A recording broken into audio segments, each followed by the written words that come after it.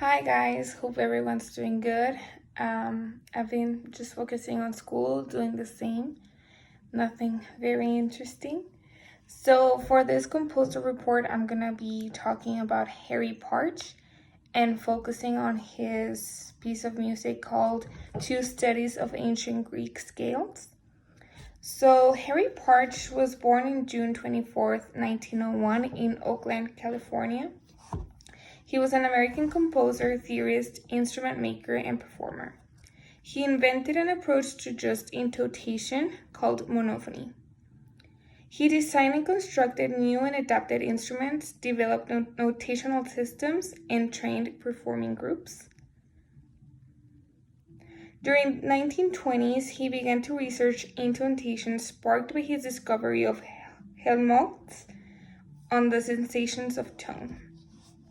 He experimented with just intonation on string instruments and eventually developed the adapted viola by attaching a cello fingerboard to a viola. Partch presented his first recitals in 1932 through 1933. In 1934, he went to New York and won a grant to do research in England, where he met Yeats, Arnold Dolmetsch, Dulac, and Pound. He returned to the USA in the spring of 1935, and by June he began working on a 9-month socio-musical diary called Bitter Music. This was the narrative of life on the road in the Depression-era federal work camps.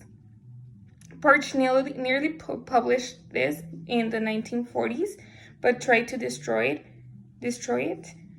But it resurfaced in the 1980s.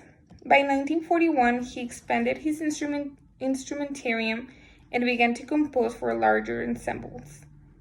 During the 1940s, he concentrated on works with American text, including Hitchhiker's Inscriptions by Bert Lowe and New Boy's Cries, San Francisco. He returned to California and composed smaller pieces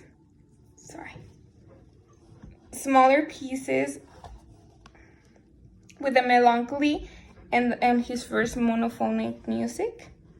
His works have a mixture of tragic solemnity, vigorous rhythm, and they are dramatic, intense, and music eclectic. The culmination of his theatrical and musical theories was The Illusion of the Fury, a 2-act work in which he used two myths, a Japanese note tale and an African story. He died of a heart attack in September 3rd, 1974, and since he's dead, he has served as a model for developments in intonation, acoustic instruments, and timbre. So I'm gonna be talking about his work, Two Studies of Ancient Greek Scales. I really like this. The rest of his music was very clashy, like the sounds clashed together a lot, and I'm not really a fan of it. So that's why I chose this piece. I believe it's the most different from those. So this piece was written in 1946 and 1949. It's 2 acts or 2 parts. This is a quartet. During this piece, the instruments, with the exception of the violin, are plucked. Well, no. Yeah, I'm sorry. Yeah, I was gonna say just during the beginning, but no. The whole song, the rest of the instruments are just being plucked. The texture of this is a homophony with a form of variation. Each section only differs a little.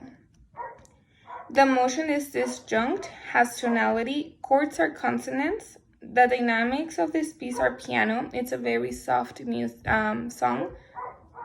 And the tempo is low and consistent.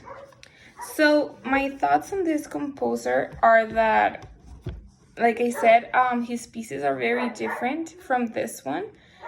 He has another one, which I already talked about, The Illusion of the Fury. Is very dissonant. That I don't really like that.